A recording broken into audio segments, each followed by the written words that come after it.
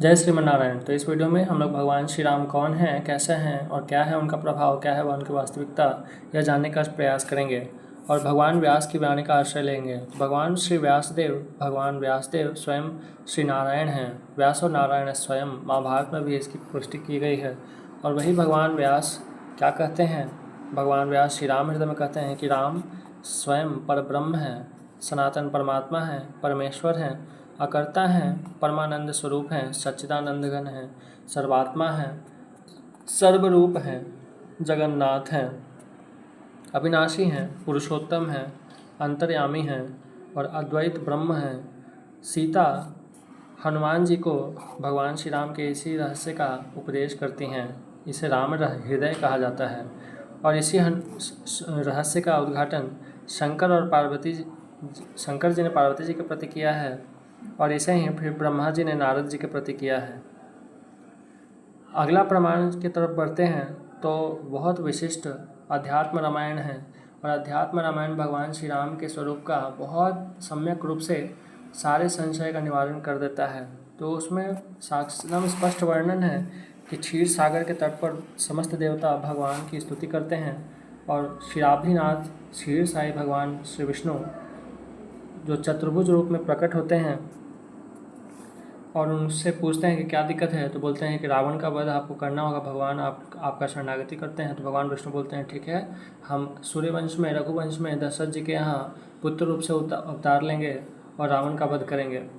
अगला प्रमाण स्वयं कौशल्या जी के यहाँ कक्ष में भगवान श्री राम के जन्म का प्रसंग है। भगवान विष्णु जो चतुर्भुज स्वयं नारायण साक्षात परवासुदेव श्रीमन्नारायण हैं, वे ही अचानक कौशल्या जी के प्रसूतिकागार में प्रकट हो जाते हैं और कौशल्या जी उनकी स्तुति करती हैं। और भगवान श्री राम जो चतुर्भुज नारायण स्वरूप में प्रकट हुए हैं, वहीं भगवान विष्णु कौशल्या जी के प्रति कहते हैं कि पूर्व जन्म में तुम अदिति थी और जो दशरथ हैं वो कश्यप थे। आप दोनों बहुत समय तक मुझ भगवान विष्णु की उपासना किए थे और भगवान विष्णु का ही दर्शन पाने के लिए, उनसे वर प्राप्ति करने के लिए आप लोग तपस्या किए थे। तो भगवान विष्णु स्वयं चतुर्भुज नारायण स्वरूप में उनके सामने प्रकट हुए थे और बोले कि आपको जो चाहिए मांग लो। भगवान विष्णु को सामने प्रकट देख करके स्तुति करते हुए लास्ट में उन्होंने कहा कि आपके ही जैसा पुत्र, आपको ही पुत्र के रूप में हमें प्राप्त करना है। भगवान विष्णु बोलते हैं ऐसा ही होगा आगे आने वाले समय में, त्रेता युग में, जब तुम लोग अयोध्या के महाराज दशरथ और उनकी पत्नी कौशल्या के रूप में जन्म लोगे और तब उस समय मैं तुम्हारा पुत्र रूप में आऊँगा। यह एक कारण था जो कौशल्या के प्रति भगवान श्री राम कहते हैं।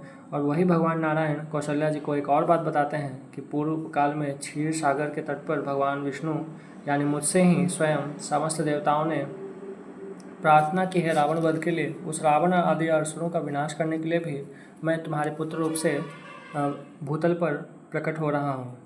चौथा प्रमाण तब का है जब दशरथ जी बोलते हैं कि राम को युवराज पद पर कल अभिषिक्त किया जाएगा। तो गुरुदेव जी को बोलते हैं कि आप जाइए राम को बताइए कि कल क्या क्या नियम का पालन करना होगा उसको, ब्रह्मचर्य इत्यादि और पवित्रता से रहने का, भूमि पर सोने का इत्यादि नियम बताने के लिए गुरु जी को उनके पास भेजते हैं। जब वशिष्ठ जी भगवान श्री राम के यहाँ जाते हैं तो भगवान श्री राम उनका बहुत आदर सत्कार करते हैं, दंडवत प्रणाम करके उनको आसन इत्यादि प्रदान करते हैं। तो वशिष्ठ जी भगवान श्री राम से एकांत में बोलते हैं कि हे प्रभु, हे भगवान श्री राम, हे श्री राम, हे प्रभु, हम जानते हैं आपका रहस्य, हम आपको पहचानते हैं, हम आपके वास्तविक रहस्य को जानते हैं। आप स्वयं साक्षात भगवान विष्णु हैं, सीता जी स्वयं भगवती महालक्ष्मी हैं, लक्ष्मण स्वयं शेषनाग हैं और भरत शत्रुघ्न स्वयं शंख चक्र के अवतार हैं। आप लोग सब देवताओं की प्रार्थना पर रावण के वध के लिए और कश्यप और अदिति के पूर्व काल में दिए हुए वरदान यानी उनके पुत्र रूप में उनको आनंद प्रदान करने के लिए, इन दो कारणों से आप इस भूमि पर, भूतल पर अवतरित हुए हैं। पांचवा जो प्रमाण है वो गौतम जी का श्राप है और अहिल्या जी का शाप निवृत्ति से जो किया हुआ प्रेयर है भगवान विष्णु को, भगवान श्री राम के प्रति। तो गौतम जी श्राप देते हुए बोलते हैं कि जो सनातन परमात्मा है, जो सबों के हृदय में स्थित हैं, उन्हीं श्री राम का ध्यान करते हुए तुम मेरे यहाँ पे रहोगी। और जब भगवान श्री राम के श्राप से मुक्त हो गए हैं अहिल्या जी भगवान श्री राम की कृपा से, तो अहिल्या को भगवान चतुर्भुज रूप में दर्शन भी देते हैं, शंख चक्र गदा पद्म धारण किए हुए चतुर्भुज नारायण स्वरूप में अहिल्या जी श्री राम का दर्शन करती हैं और उनकी प्रार्थना करते हुए श्रीहरि के रूप में उनका वर्णन करती हैं। और छठा प्रमाण है कि जनक के यहाँ सीता जी जन्म तो ले ली, बट सीता जी का विवाह कैसे हो, किसके साथ हो, उनके योग्य वर कौन सा होगा, जो स्वयं अयोनिजा भूमिजा हैं। तो इस चक्कर में जनक जी को आशा चिंता रहती थी। तो इसी के कारण अचानक एक दिन देवर्षि नारद जी जनक जी के पास जाते हैं और जनक जी को बोलते हैं कि तुम्हारी जो पुत्री हैं ये साक्षात जगत जननी स्वयं भगवती महालक्ष्मी हैं, और इनका विवाह, इनके स्वयोग विवर का तलाश तुमको है, चिंता है, लेकिन चिंता मत करो। इसी समय त्रेता युग में महाराज जो रघुवंश में दशरथ हैं उनके पुत्र श्री राम के रूप में स्वयं भगवान नारायण जन्म लेंगे, और उन्हीं श्री राम को लेकर के लक्ष्मण सहित विश्वामित्र जी तुम्हारे यहाँ आएंगे और सीता जी के साथ तुम उस समय उनका विवाह कर देना। भगवान विष्णु भगवान श्रीमन नारायण का श्री राम रूप में अवतरित होने का और भगवती महालक्ष्मी का सीता रूप में अवतरित होने का यह रहस्य का उद्घाटन करके जनक जी को महाराज को नारद जी बताते हैं और वहाँ से चले जाते हैं। सातवां प्रमाण जो है परशुराम जी स्वयं कबूल करते हैं कि हे श्री राम, आप स्वयं और कोई नहीं भगवान विष्णु हैं। दरअसल बात यह है कि भगवान परशुराम भगवान श्री नारायण के साक्षात स्वरूप नहीं हैं, बल्कि शक्त्यावेश अवतार मात्र हैं। शक्त्यावेश का मतलब क्या होता है कि किसी साधारण जीव के अंदर भी भगवान अपनी विशेष शक्ति का आवेश कर देते हैं। तो बात दरअसल यह है कि जब जामदग्नि ऋषि का वध कर दिया गया तो शत्रु रूपी सहस्रार्जुन और जो क्षत्रिय थे उन सबसे बदला लेने के लिए भगवान परशुराम शस्त्र विद्या प्राप्त करने के लिए शंकर जी और पार्वती जी के साथ कैलाश पर रहते थे। शंकर जी से शस्त्र विद्या सीखते थे।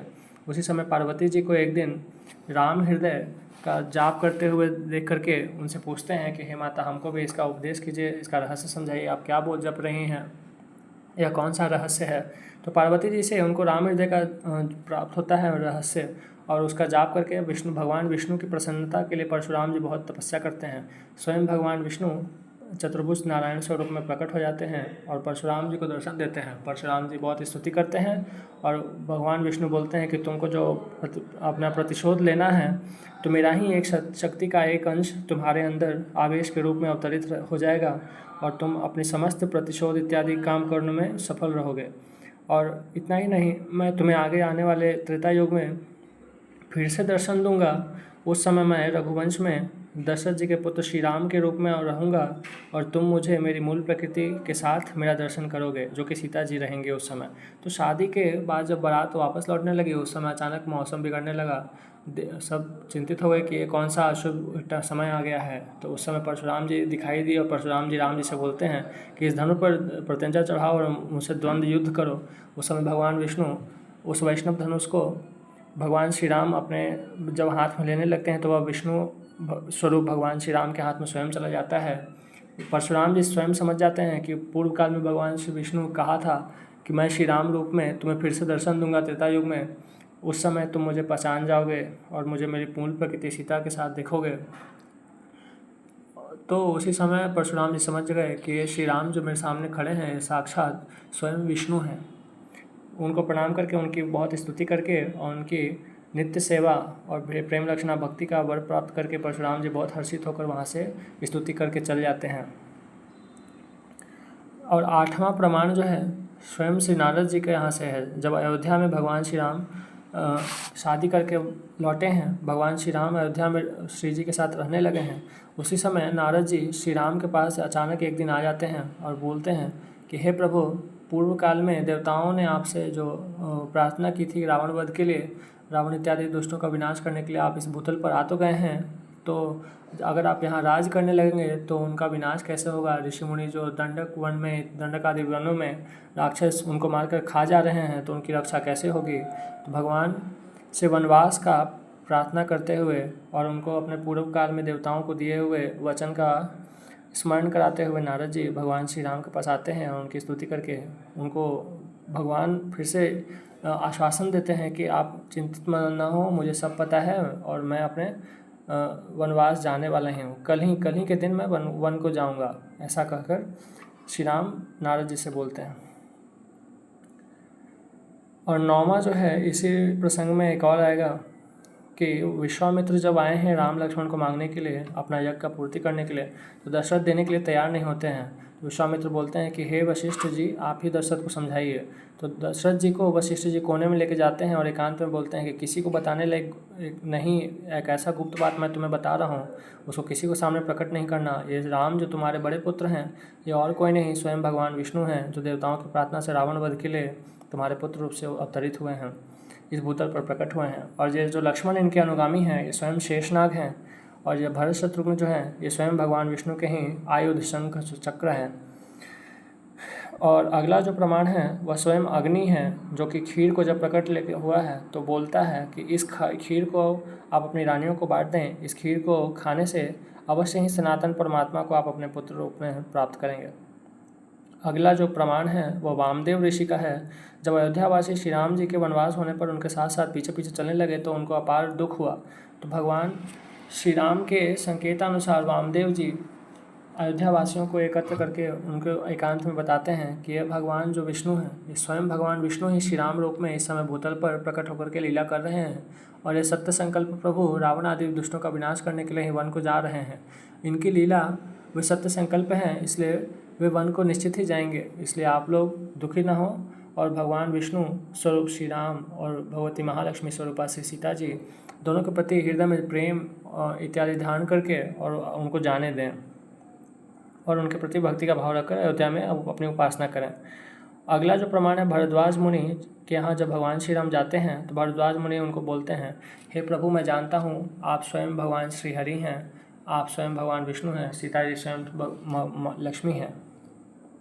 वाल्मीकि के यहाँ जब जाते हैं तो भगवान श्री राम के बारे में वाल्मीकि मुनि बोलते हैं कि मैं आपको जानता हूँ, आप स्वयं श्री विष्णु हैं, आप साक्षात भगवान विष्णु हैं, और देवताओं के प्रार्थना पर रघुवंश में श्री राम रूप से अवतरित हुए हैं, और सीता जी स्वयं भगवती लक्ष्मी हैं जो सीता रूप से अवतरित हुए हैं, और लक्ष्मण जी स्वयं शेषनाग हैं, भरत शत्रुघ्न साक्षात शंख और चक्र हैं।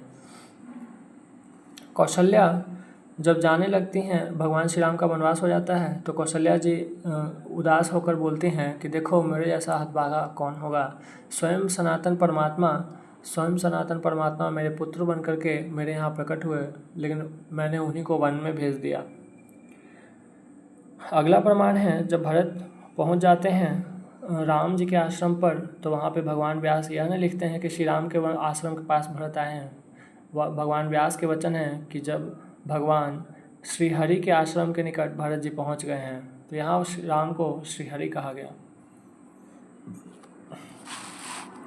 अगला प्रमाण है जब भरत बहुत हठी हो जाते हैं कि श्री राम आपको वापस लौट जाना चाहिए, आपके रहते हम राजा नहीं बनेंगे, तो वशिष्ठ जी एकांत में भरत को समझाते हैं कि तुम्हारे जो ज्येष्ठ भ्राता श्री राम हैं, ये श्री राम और कोई नहीं, स्वयं भगवान विष्णु हैं, जो देवताओं की प्रार्थना से रावण आदि दुष्टों का विनाश करने के लिए इस समय तुम्हारे ज्येष्ठ भ्राता भगवान श्री राम रूप से दशरथ जी के पुत्र बन करके इस भूतल पर प्रकट होकर लीला कर रहे हैं, और ये सत्य संकल्प प्रभु दुष्टों का विनाश करने के लिए ही वनवास को आए हैं। सो इनकी लीला में बाधा उत्पन्न न करते हुए तुम इनको जाने दो, वनवास में जाने दो, ताकि आगे की लीला हो सके। अगले प्रमाण में कैकेयी जब प्रायश्चित करती हैं तो कैकेयी बोलती हैं उनसे कि हे प्रभु, मैं जानती हूँ आप स्वयं भगवान विष्णु हैं, और मैंने जो आपको वनवास देने का जो निश्चय किया और वर प्राप्त किया, इसमें भी मेरी कोई गलती नहीं है। आप ही की प्रेरणा से सरस्वती जी ने मेरी बुद्धि को हर लिया था। हे प्रभु, आप मुझे माफ़ करें। और ऐसा कहकर भगवान से क्षमा प्रार्थना करती हैं। आगे जाने पर भगवान श्री राम जब अत्रि मुनि के आश्रम पर पहुंचते हैं तो अत्रि मुनि भी भगवान श्री राम को यही बोलते हैं कि हे विष्णु स्वरूप श्री राम, हे भगवान श्री हरि, हम आपको पहचानते हैं। लक्ष्मण जी स्वयं शेषनाग हैं, आप साक्षात नारायण हैं, और लक्ष्मी जी ही सीता रूप में अवतरित हुई हैं, और आप रावण का वध इत्यादि करने के लिए और कश्यप और अदिति को पूर्व में दिए हुए वरदान के लिए उनको पुत्र रूप से प्राप्त होने के लिए आप इस समय श्री राम रूप से अवतरित होकर भूतल पर लीला कर रहे हैं। शरभंग आदि ऋषियों को भी भगवान विष्णु और भगवती महालक्ष्मी के स्वरूप में ही श्री राम जी का अनुभव हुआ है।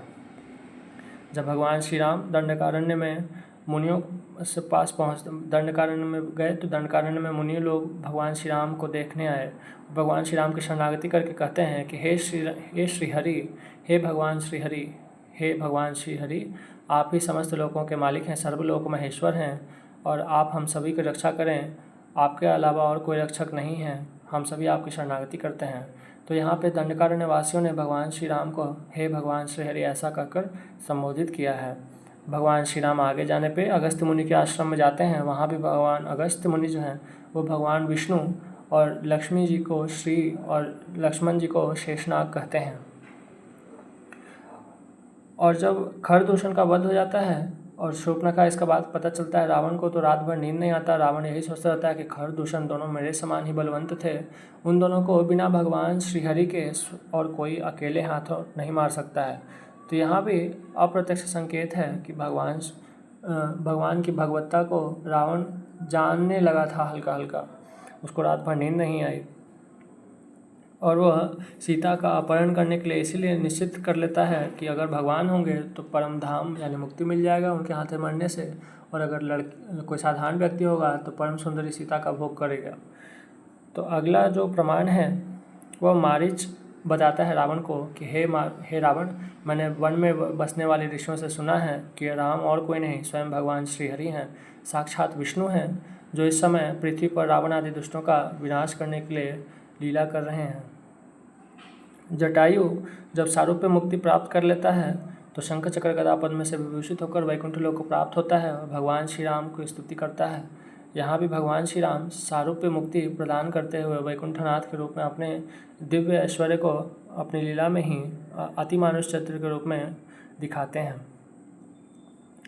और कबंध को पहले से ही पता था कि भगवान श्री राम जब रघुवंश में और शेषनाग लक्ष्मण रूप में रघुवंश में जन्म लेने आएंगे, और शबरी को भी पहले से ही पता था कि भगवान विष्णु रघुवंश में जन्म लेंगे श्री राम के रूप में और मतंग मुनि के आश्रम पर आएंगे।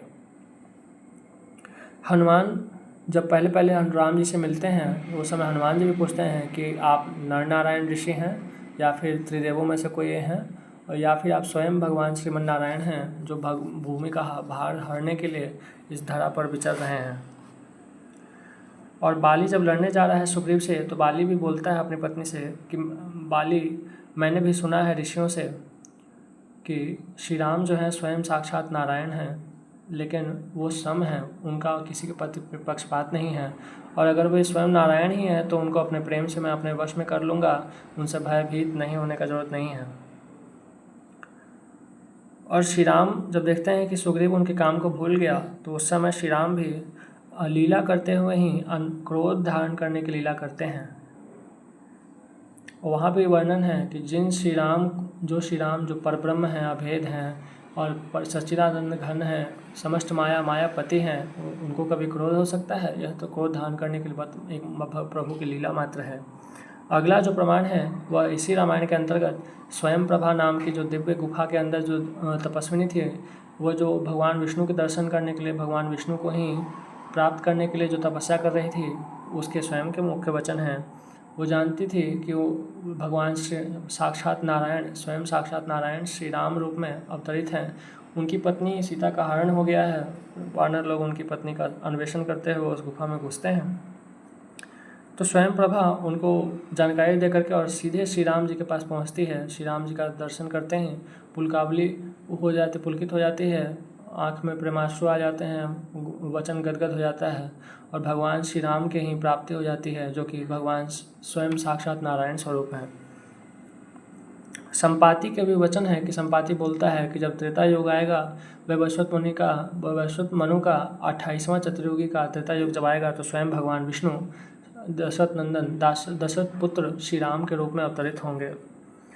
और लंकिनी जब हनुमान जी के द्वारा मारी जाती है, घायल हो जाती है, तो लंकिनी स्वयं बताती है कि मैं पहले से जानती हूँ कि भगवान श्रीहरि स्वयं श्री नारायण भगवान विष्णु रघुवंश में अवतार लेकर के रावण के वध के लिए लीला करेंगे और उनका दूत यहाँ आएगा।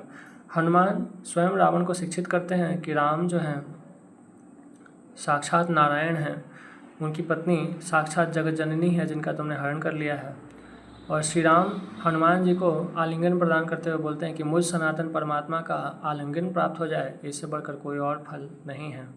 कुंभकर्ण को जब पता चलता है कि रावण ने सीता हरण किया है, उस समय वह रावण को समझाते हुए बोलता है कि सीता स्वयं जगत जननी माता भगवती महालक्ष्मी हैं, जगन माता हैं, और श्री राम जगत पिता हैं, साक्षात विष्णु हैं, साक्षात नारायण हैं, भगवान श्री हरि ही हैं। विभीषण रावण की लंका को छोड़ने के पहले रावण को समझाता है कि रावण, श्री राम कोई मनुष्य नहीं है, श्री राम साक्षात भगवान नारायण हैं और सीता जी स्वयं भगवती महालक्ष्मी का स्वरूप हैं। विभीषण शरणागति करने आया है, उस समय भी भगवान उसको बोलते हैं, सकृत एव प्रपन्नाय तवास्मिति चयाजुते अभयम सर्वभूतेभ्यो तदामे। तब एक बार भी जो मेरे सामने आकर और मेरे सम्मुख होकर मेरे शरण में आकर एक बार भी जो मुझसे प्रेम सहित बोल देता है कि हे प्रभु मैं आपका हूँ, उसको मैं समस्त भूतों से अभय प्रदान कर देता हूँ। ये ऐसा जो व्रत है, ऐसा जो प्रण है, भगवान नारायण के अलावा और कोई का नहीं कर सकता है। और शुक जो है, जो ऋषि के रूप में आया था, जो शुरू में बहुत गुप्त रूप से आकर के राम जी की सेना का अन्वेषण कर रहा था, जब रावण के पास जाता है तो रावण उसको धुतकार के भगा देता है। उस शुक को भी पूर्व जन्म में ही भगवान विष्णु का बहुत भक्त था, उसको श्रापवश राक्षस बना पड़ा था। वही राक्षस होने से मुक्त होकर फिर भगवान श्री राम को पास आता है और भगवान श्री राम को ही प्राप्त हो जाता है। और माल्यवान जो है रावण को बताता है कि राम जो हैं स्वयं साक्षात नारायण हैं, जो तुम्हारे वध के लिए जन्म लिए हुए हैं, उनकी शरणागति कर लो। रावण जो है पहले दिन जब लड़ने जाता है राम जी से, तो वह समझ जाता है कि पूर्व काल में रघुवंश के एक राजा अरण्य ने मुझे श्राप दिया था कि मेरे ही वंश में आगे चल कर के विष्णु जन्म लेंगे और वे ही तुम्हारा विनाश करेंगे। उसी अरण्य के शाप का सत्य होने का समय आ गया है। लगता है भगवान विष्णु रघुवंश में इसी श्री राम के रूप में अवतरित हो चुके हैं। कुंभकर्ण जब बाद में आता है तो उस समय बोलता है कि मैंने आपको पहले ही बताया था कि श्री राम साक्षात विष्णु हैं, उनसे लड़ाई नहीं करो। वही कुंभकर्ण फिर से बताता है कि जगत जननी सीता महालक्ष्मी हैं, भगवान साक्षात नारायण हैं। फिर उनसे लड़ने जाता है और वो मारा जाता है। विभीषण लक्ष्मण को इंद्रजीत का वध करने के लिए ले जाता है और बोलता है कि हे भगवान श्री राम, आप स्वयं नारायण हैं और शेष जी स्वयं लक्ष्मण जी के स्वरूप में भूतल पर अवतरित हुए हैं। इन्हीं शेष जी को छोड़कर और कोई इंद्रजीत का वध नहीं कर सकता है। मंदोदरी रावण को समझाती हैं कि जिन भगवान श्री विष्णु ने मधुकैटभ, मधुसूदन जिनको कहा जाता है, जिन्होंने मधुकैटभ का वध किया है, जो परशुराम आदि दशावतार लिए हैं, वे ही इस समय श्री राम रूप में भूतल पर अवतरित होकर लीला कर रहे हैं, उनसे आप विरोध नहीं कीजिए। रावण मंदोदरी को बताता है कि मैं जानता हूँ श्री राम साक्षात स्वयं नारायण हैं और इस समय अपनी लीला कर रहे हैं और उनके हाथों में जानबूझकर लड़ा हूँ और लड़ाई को ठान लिया हूँ, क्योंकि मुक्ति उनके हाथ से मरते ही मुक्ति प्राप्त हो जाती है, ऐसा रावण मंदोदरी के प्रति कहता है। और देवता पहले ही बता चुके हैं कि भगवान श्री राम के हाथों जिसकी भी मृत्यु होती है, अंत काल में जो भी भगवान श्री राम का स्मरण करता है वह तुरंत वैकुंठ धाम को प्राप्त हो जाता है। आगे आने वाले प्रमाण में ब्रह्मा प्रेयर करते हैं। सीता जब अग्नि परीक्षा देने लगती हैं उस समय भगवान को बोलते हैं कि हे प्रभु, आप स्वयं नारायण हैं, आप स्वयं विष्णु हैं और सीता लक्ष्मी हैं, आप इनकी अवहेलना क्यों कर रहे हैं। और भारद्वाज जब लौटने लगते हैं तो उस समय बोलते हैं कि हे जगन्नाथ, आप समस्त चराचर जगत के स्वामी भगवान नारायण हैं और आपका दर्शन पाकर के बहुत खुश होते हैं। वो राज्याभिषेक जब होने लगता है तो भगवान शंकर स्वयं आकर के श्री राम जी की वंदना करते हैं। भगवान श्री हरि, भगवान श्री विष्णु नारायण कर उनकी उपासना करते हैं, उनसे प्रेमा भक्ति का वरदान मांगते हैं, नित्य सेवा नित्य कैंकर का वरदान मांगते हैं। फलश्रुति जो है उसमें भी लिखा गया उत्तरकांड में कि जो भी रामायण का संपूर्ण पाठ करता है, नित्य पाठ करता है, वह भगवान श्री हरि को प्राप्त हो जाता है, वैकुंठ की प्राप्ति हो जाती है। भगवान का सारूप्य साष्टी सालोक्य इत्यादि जो मुक्ति है वह उसको प्राप्त हो जाती है। अगस्त उत्तरकांड में कहते हैं कि हे प्रभु, आप स्वयं नारायण हैं, साक्षात विष्णु हैं। और देवदूत और वानर राज जो सुग्रीव यानी किष्किंधा के वंश का वर्णन जहाँ आता है वहाँ पे वर्णित है कि आपका जो बेटा है बाली और आपका जो बेटा है सुग्रीव, इसी सुग्रीव और बाली को भगवान श्री राम समकालीन रहेंगे और भगवान विष्णु जो श्री राम के रूप में अवतरित हैं उन्हीं के हाथों बाली मारा जाएगा। और सनत कुमार जो हैं, एक बार रावण उनसे पूछने गया कि समस्त देवताओं का जो मूल शक्ति है वह कौन है, तो सनत कुमार भगवान जो चारों चतुर्कुमार में एक हैं, वो रावण को बोलते हैं कि भगवान विष्णु जो अविनाशी नारायण हैं, जिनको श्रीहरि कहा जाता है, वे ही विष्णु समस्त देवताओं की मूल शक्ति हैं और वे ही परम सत्ता हैं, परमेश्वर हैं, वे ही सनातन परमात्मा जिसको समस्त देवताओं का सहारा मिलता है। रावण पूछता है कि मुक्ति का साधन क्या है और हमारी मुक्ति कैसे होगी।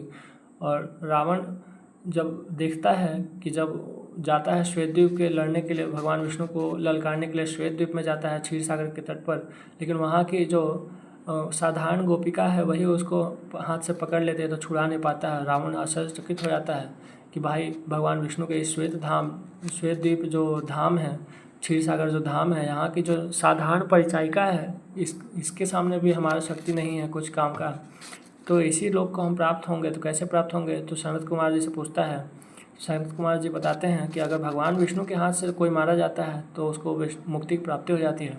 तो रावण यही सोचता है कि भाई तामस देह है, इससे भजन उपन्न तो होना नहीं है, तो हम जब श्री राम रूप में भगवान विष्णु के ही हाथ से उनसे युद्ध करते हुए मरकर मुक्ति प्राप्त करेंगे।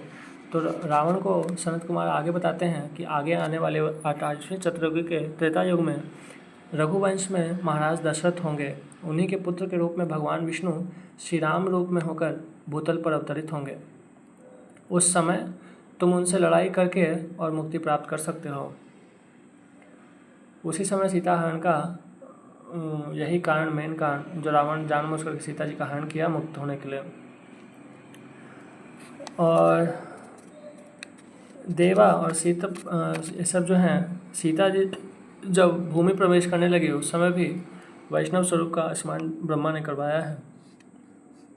और जब काल सीता जी और राम जी अयोध्या में रह रहे थे, 11,000 साल लगभग बीत चुके थे, तो एक दिन अचानक काल भगवान श्री राम को वापस बुलाने के लिए अयोध्या में आया। तो समस्त देवता जो काल है वो भगवान श्री राम से विष्णु स्वरूप कह करके, नारायण स्वरूप कह करके आदि देवता, आदि शिष्टा और अनंत शेषनाग की शैया पे आप एकारणों में शयन करते हैं और अपनी इच्छा से आप रावण वध के लिए देवताओं की प्रार्थना पर इस भूतल पर अवतरित हुए थे। अब आपके जाने का समय है, अगर आप रुकना चाहें तो और रुक सकते हैं। ऐसा कह के स्वयं मृत्यु मूर्तिमान काल का प्रसंग आता है। एक और प्रसंग है, सीता जी जब एकांत में थीं उस समय समस्त देवता जगत जननी सीता जी के सामने आते हैं, प्रार्थना करते हैं और बोलते हैं कि हे माता, आप ही का अनुगमन भगवान करते हैं, तो अब इस समय सब कर्तव्य हो गया है पूरा, तो अगर आप वैकुंठ में वापस आ जाएं तो भगवान भी वैकुंठ में वापस आने का मन बना लेंगे। तो जब चले जाते हैं देवता इस प्रकार स्तुति करके, प्रार्थना करके, तो राम जी से सीता जी कहते हैं कि आज समस्त देवता हमसे प्रार्थना किए हैं कि अब आपका वापस लौटने के लिए हम पहले चले जाएं फिर आप आएँ।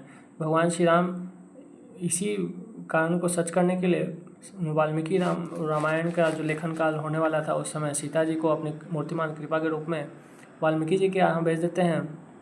और धोबी जो था उस समय का समकालीन, उसके यहाँ से आक्षेप होने पर सीता जी का त्याग का लीला करते हुए सीता जी जब अपना शुद्धि का शपथ ग्रहण करती हैं उस समय भूमि के माध्यम भूलोक को अंदर प्रवेश कर जाती हैं और भूमि प्रवेश के माध्यम से नागलोक के होते हुए श्री लक्ष्मी जी स्वरूपा श्री सीता जी वापस अपन परम धाम वैकुंठ को पहुंच जाती हैं। जब सीता जी चली जाती हैं उस समय भगवान श्री राम भी फिर अपनी लीला का संवरण करते समय श्रीदेवी भूदेवी के संयुक्त होकर के विष्णु स्वरूप में स्थित होकर के देवताओं द्वारा प्रार्थित होकर के समस्त अयोध्या वासियों के साथ अपने परम धाम को पधारते हैं। और जब पुराने पहले की तरह ही भगवान विष्णु वापस फिर से अपने परम धाम वैकुंठ में स्थित हो जाते हैं, उस समय सब लोग बहुत खुश रहते हैं। कौशल्या भी हैं, जब भगवान श्री राम से अपने बुढ़ापे में ज्ञान प्राप्त करने जाते हैं तो बोलती हैं कि हे श्री राम, मैं जानती हूँ आप स्वयं विष्णु हैं, साक्षात नारायण हैं, मेरे आराध्य देव हैं, आप हमको ज्ञान ऐसा प्रदान करें जिससे मेरा कल्याण हो। ये सभी 50 कुल प्रमाण हैं जो अध्यात्म रामायण यानी स्वयं भगवान व्यासदेव की कृति से हैं। साक्षात भगवान व्यासदेव इन सभी प्रमाणों को दिए हैं। इसके बाद भी अगर कोई मूर्ख श्री राम को साधारण राजकुमार या फिर कल्पना समझता हो तो उस मूर्ख को भगवान श्री राम ही कल्याण प्रदान कर सकते हैं। खैर, हम तो सब ऐसे मूर्खों के लिए प्रार्थना ही करेंगे कि सबको सद्बुद्धि प्राप्त हो और भगवान श्री राम के चरण कमलों में शरण प्राप्त हो। जय श्रीमन्नारायण। श्रीमते रामानुजाय नमः।